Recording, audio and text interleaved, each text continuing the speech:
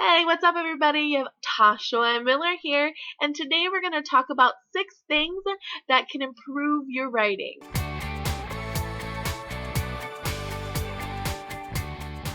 A little disclaimer, as a beta reader and author myself, these are just a few things that I've noticed. If you take them out or reword them, they're going to make the writing so much easier to read and enjoy. Number 1, get rid of sentence openers.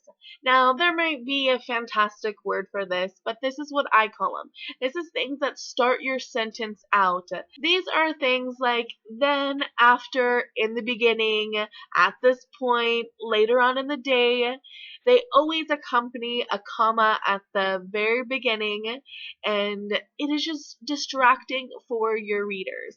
And instead of telling me later on in the day, tell me that the sun has finally set and the crickets are chirping, so we know that it is later on in the day. You don't have to say later on in the day, comma, blah, blah, blah, blah. By taking these out, you are going to make your readers enjoy the writing so much more because it's going to be a lot stronger writing, and it's going to be more enjoyable because we actually get to see what's happening. The night is coming, not just tell us after a long day, this person, blah, blah, blah, blah, blah. Number 2, work on your punctuation. Now, it is so distracting for readers when you have a lot of semicolons or you have a lot of ellipses just floating around in your story. We always have to check it, and as writers or as avid readers, we're like, is that how you use it? Is that proper? Even if it is, if you have tons of them, readers are going to get distracted. So try to eliminate as many as you can, and most things can just have a simple comma or a period. Definitely, if you need those punctuations, use them, but try not to overuse them because it is really distracting for the readers. Number 3, adding unnecessary taglines. Now, taglines are after your dialogue. He said, she said, he gasped, all those wonderful things that readers get very distracted from aren't necessary for absolutely everything. If you are having a conversation between two people, you do not need to say he said, Sally said, Liz said constantly. They just realize who is talking and who is not talking.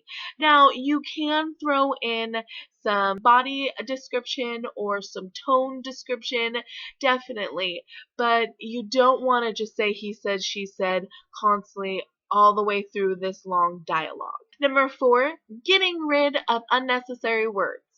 Now, when someone says unnecessary words, this can mean tons of different things. This can mean things like sit down, stand up. You don't need the down or the up. Sit means you're going to go down, and stand means you're going to go up. ATM machine. That's already in the name. So those things were just words that mean exactly the same. And then you have the ones that don't really need to be in the sentence. A lot of them are of and that. Those type of things, you can read it, and if you don't need that in there, get rid of it. An example of what I mean, she decided that she's going to save the world. Or she decided she's going to save the world. Right there, you can get rid of that and it makes perfect sense. Also, another one to look out for that I didn't really catch for the longest time is the. Sometimes you don't need the in the beginning of the sentence. The rain fell from the sky with a vengeance. Can easily be rain fell from the sky with vengeance. Number 5, get rid of non-descriptive words. Now, these are usually words that end in ly or ing. Now, when you read these, every once in a while it's okay. But if it's constantly filled with ing or ly, it gets distracting and you're doing a lot of telling, not showing. So a great example is he stealthily roamed through the castle.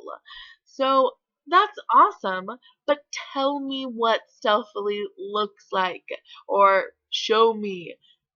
You know, they say don't tell, show. Show me what that looks like. Don't just tell me what he's doing. Also keep in mind things like it, that, these, this type of words are also not descriptive. Tell me what it is. Tell me what that is. And get rid of those words, especially if it's very heavy.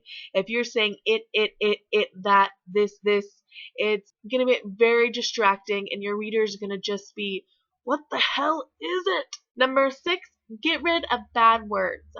Now, I'm not talking about foul language and cussing. You can definitely do that in your novel if you want to. What I'm talking about is getting rid of words that take your readers out of the story. Things like felt, start to, tried, began, as the water started to fall on her skin. That so unnecessary and really bad.